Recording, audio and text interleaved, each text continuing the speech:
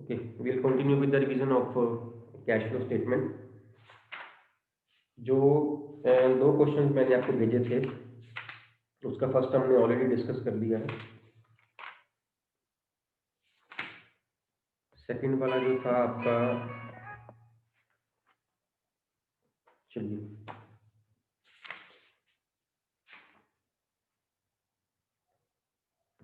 Okay, एक answer दीजिए मेरे को, मैं क्वेश्चन पूछ रहा हूँ आपसे।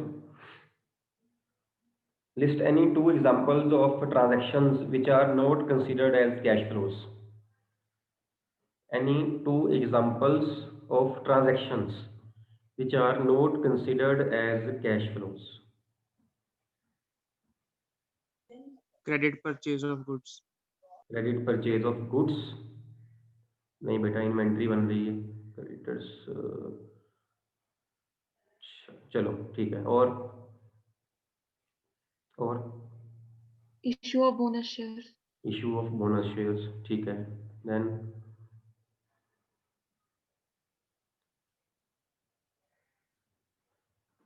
कोई एक ऐसी बताओ जिसमें कैश तो इन्वॉल्व हो लेकिन कैश एंड कैश इक्विवेलेंट ना हो, मतलब फर्क ना पड़े। कैश तो इन्वॉल्व हो, गेटिंग माय पॉइंट और नॉट, कैश उसमें इन्वॉल्व हो लेकिन कैश एंड कैश इक्विवेलेंट को फर्क ना पड़ रहा हो, कोई कैश फ्लो नहीं हो रहा हो मान लो।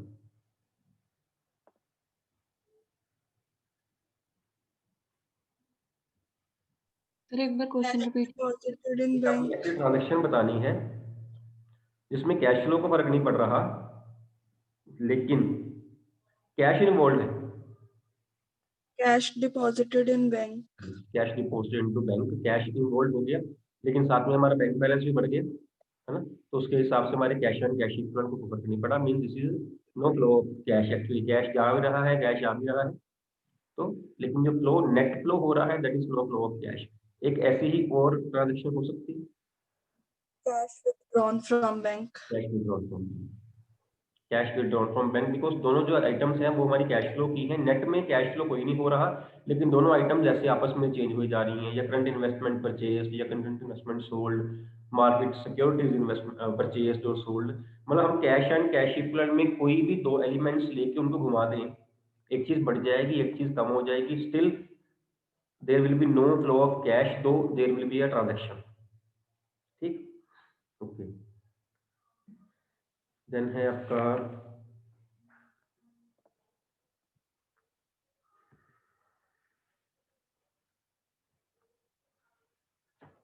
what is meant by investing activities, meant by investing activities। Vandana,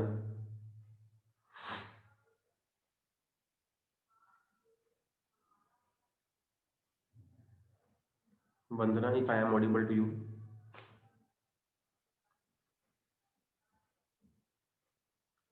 Vandana Dhingra, roll number 22, if you can hear me। कोई नहीं बेटा, मंडे स्कूल खुल जाने, अभी आपने सुनोगे बाद में हमने भी नहीं सुनना। वंदना को ये बात समझ आ गई जो मैंने बाद में कही है। चलिए, anybody else? Lovdeep Kaur, investing activities.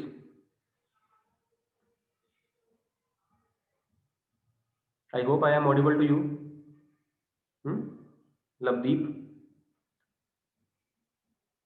Investing activities का meaning.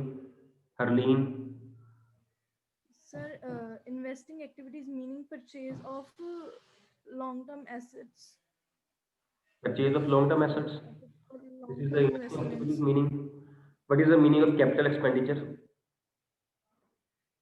Meaning of capital expenditure? So as usual, जो मैं क्वेश्चन पूछ रहा हूँ उसका आंसर पहले आ ही जा रहा है ना।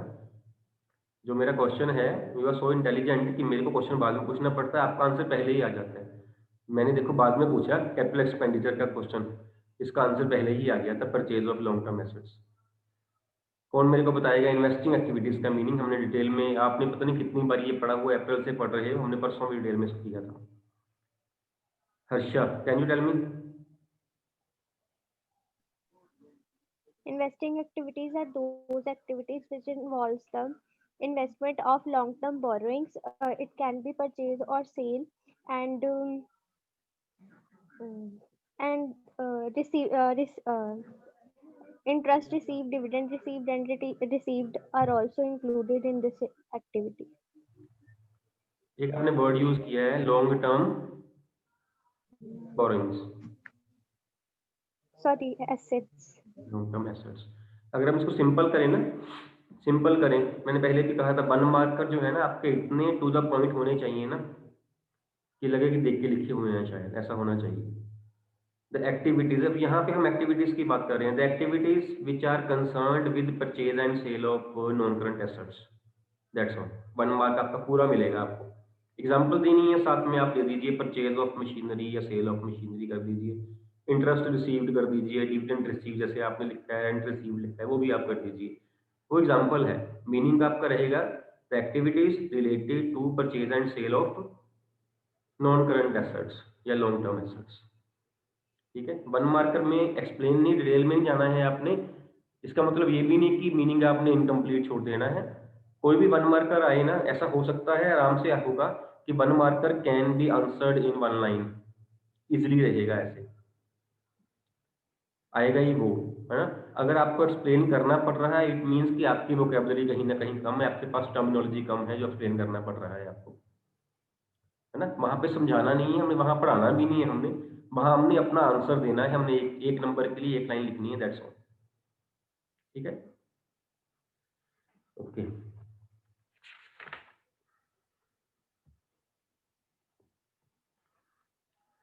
Sale of shares or debentures of other companies for cash by a finance company is classified under which kind of activity while preparing a cash flow statement? Sale of shares or debentures of other companies for cash by a finance company. Shivanshi, give a reason also. Operating activity, Reason. क्योंकि वो Reason. Purchase करना It is. Finance company, it is a finance company because the company is finance company. उसका main काम ही ये है कि investments करे, दूसरी कंपनीज के शेयर परचेज करे, सेल करे, उसका काम ही ये है, उसकी ये मेन एक्टिविटी बनती है। We can say it is, reason यहाँ पे क्या रहेगा, it is the revenue, main revenue producing activity for the finance company, that is why it is there in the operating activities. ठीक है, अगर ये सिंपल एक्टिविटी पूछता है तो वहां पे फुल मार्क आएगा एक्टिविटी बताने का। अगर रीजन पूछ लिया तो हाफ उसका और हाफ उसका, ऐसे होगा आपका। Then is purchase of goodwill by a finance company is classified under which kind of activity while preparing a cash flow statement? Purchase of goodwill by a finance company.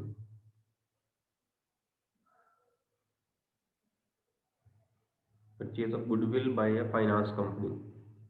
Shivanshi, again. Investing activity, Purchase of goodwill by a finance company. Investing activity. Purchase of goodwill by a real estate company.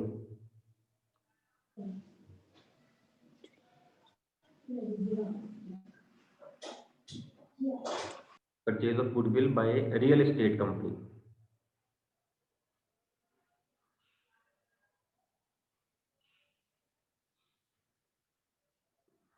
हाँ जी शिवांशी, बहुत अच्छा, hand raise किया था कि नहीं किया शिवांशी आपने? Purchase of goodwill by real estate company. चलो, purchase of goodwill by banking company.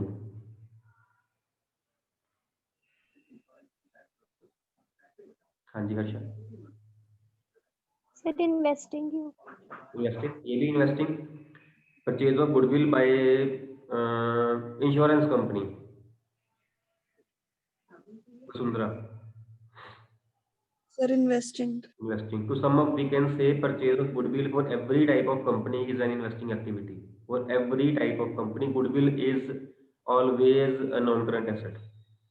So it is a investing activity for all types of company because goodwill हमारी asset है ना।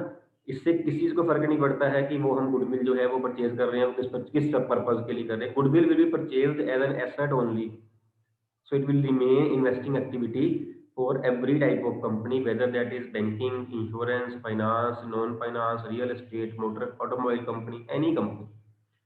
Similarly, share capital issued for any company, it will be financing activity. ये मत कहना कि financial activity finance company है तो ये फाइनेंशियल एक्टिविटी नहीं रहेगी। हम शेयर इशू कर रहे हैं, अगर हम शेयर परचेज कर रहे हो ना किसी के, फिर हो सकता है कि वो ऑपरेटिंग में आएगी या वो इन्वेस्टिंग में आएगी। अगर वो फाइनेंस कंपनी है तो उसका काम ही इन्वेस्टमेंट्स करना है, शेयर परचेज सेल करना है, तो उस केस में वो जो है उसकी ऑपरेटिंग बन जाएगी, बिकॉज ऑपरेटिंग ये अपना फाइनेंसिंग कंपनी है। और अगर वो कोई और कंपनी हो एक्सेप्ट फाइनेंस कंपनी, तब उसके लिए ये इन्वेस्टिंग बन जाएगी।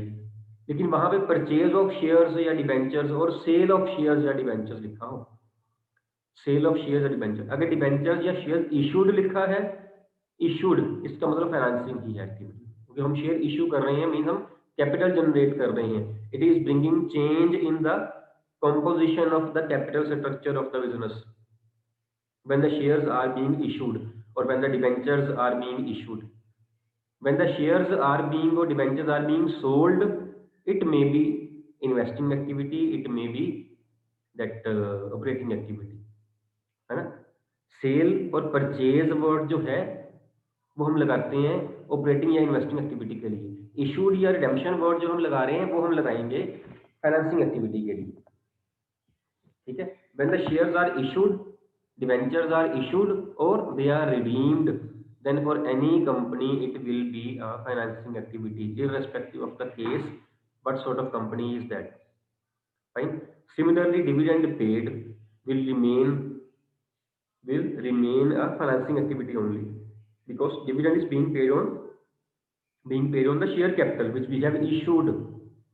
जो हमने पैसा उठाया मार्केट से उसके ऊपर हम डिविडेंड जो पे कर रहे हैं वो हमारी शेयर कैपिटल का पोर्शन है। और share capital itself being a financing activity, dividend paid will also be a financing activity only, fine. And dividend received may be investing और operating activity, again depending upon the case what type of company is that. For a financing company it will be an investing operating activity, and for other companies it will be an investing activity. Dividend received, dividend paid नहीं, dividend paid नहीं, है ना। अगर सम में कह दिया गया हो कि डिविडेंड पेड जो है उसको ऑपरेटिंग लेना है, फिर तो बात ही अलग है ना। या उसको इन्वेस्टिंग लेना है, पेड तो इन्वेस्टिंग नहीं होगा, पेड लेना है तो आपने ऑपरेटिंग लेना है, फिर हम ले सकते हैं। But this is when the some is silent, जैसे हम कर रहे हैं, कभी भी नहीं आएगा कि डिविडेंड पेड को मतलब हमने ऑपरेटिंग लेना है। सम कह दे बात अलग कि आप उसको लो, फिर तो हम लेंगे, है ना, फिर तो है ही वो। चलिए, then is brokerage paid on purchase of shares or debentures of other companies. I hope I am clear. Brokerage paid on purchase of shares or debentures of other companies by UTI mutual fund company is classified under which type of company? अब यहाँ पे उन्होंने क्या किया है, उन्होंने company का name दे दिया है आपको, कंपनी का नेम दे दिया है UTI mutual funds company, UTI mutual funds company. Mutual fund company किस कैटेगरी की कंपनी है शिवांशी? फाइनेंसिंग कंपनी है। And the transaction is brokerage paid on purchase of shares and debentures, but kind of activity will be operating activity. बिल्कुल company का काम ही ये है, तो जितने भी एक्सपेंसेस वो इसके रिगार्डिंग पे करेगी, सारे ही वो ऑपरेटिंग एक्टिविटी में ही आएंगे, ठीक। Then is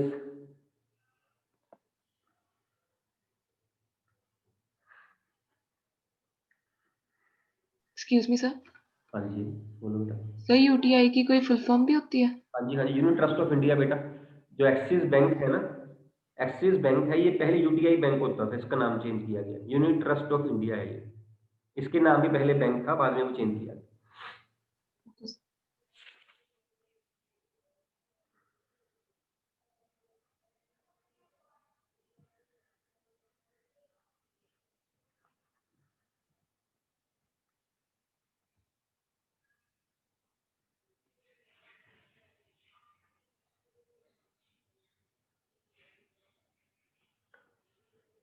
then is by which method we prepare the cash flow statement? There are two methods. There are two methods to prepare cash flow statement. Which method we follow to prepare cash flow statement? Anyone knows? No one? Okay. मैं name बता रहा हूँ आपको. एक वो याद है accounting standard कौन सा है? ये तो वाइवा क्वेश्चन ही बन जाता है. एएस कौन सा है ये? 3. AS3. As per AS3 of companies act ये जो आपका कैश फ्लो स्टेटमेंट है ये प्रिपेयर की जाती है. और मेथड्स जो हैं दो मेथड्स हैं, एक है डायरेक्ट मेथड और एक है indirect method. These are the methods of preparing cash flow statement. By which method we prepare cash flow statement? Direct or indirect? And why? Reason also. पहले आप बोलने वाले थे, जब मैंने वाई पूछ लिया दो बच्चे बोलने वाले, दोनों ने हाथ नीचे कर लिए, अपने आप को दोबारा म्यूट कर लिया आप लोगों ने. चलो मेरे को मेथड बताओ पहले, रीजन बाद में पूछते हैं. मेथड कौन सा है, डायरेक्ट है या इनडायरेक्ट है? So direct. It is indirect method. Vasundhara direct नहीं है, it is indirect method. Direct बोला था. आपने इनडायरेक्ट बोला. इनडायरेक्ट डायरेक्ट में किसकी आवाज आई है? दिव्यांशी ने बोला था, एक हरलीन ने बोला था, दिव्यांशी ने बोला. It is indirect method. Okay, now why it is indirect method? अब ये क्या हुआ ना, मेथड तो मेथड कौन सा मर्जी हो, लेकिन इनडायरेक्ट क्यों है? क्यों हम इसको इनडायरेक्ट मेथड बोलते हैं? इसका भी रीजन है एक, है ना. अब डायरेक्ट मेथड क्या है?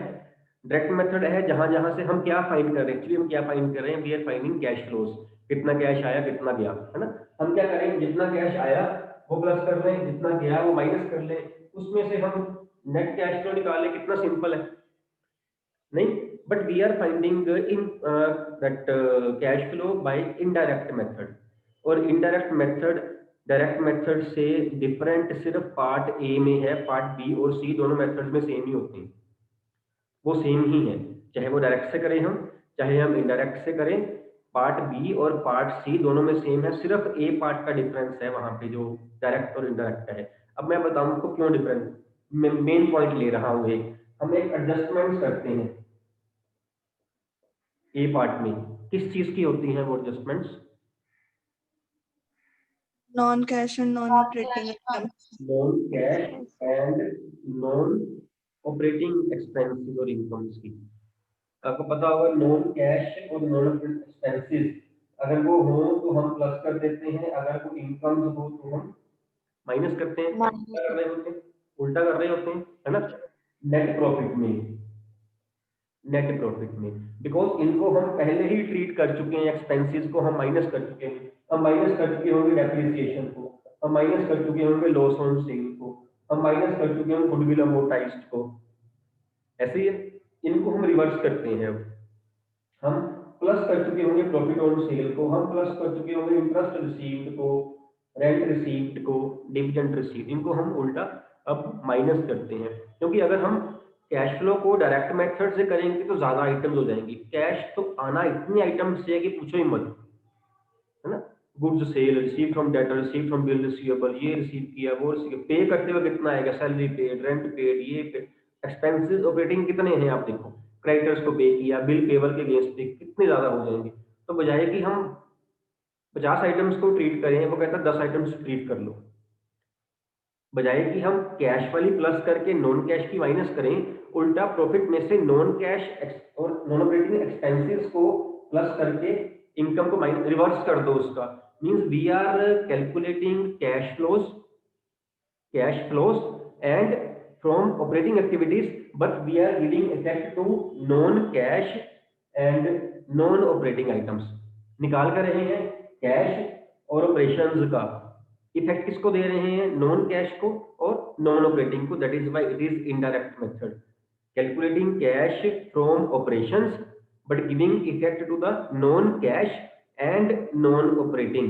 इसलिए एक्सपेंसेस ऐड बैक हो रहे हैं, इसलिए इनकम्स लेस हो रही हैं दोबारा उसमें से, ताकि वो नॉन वाली माइनस कर दे, बाकी जो बच गया वो हमारा ऑपरेटिंग का कैश आ जाएगा. क्लियर है. और बी और सी में कोई डिफरेंस नहीं है. बी और सी दोनों मेथड में सेम ही है. जो जो मेथड का डिफरेंस है सिर्फ ए पार्ट का है, राइट। कोई है डाउट आपका तो पूछ लीजिए, otherwise it is time to end the meeting.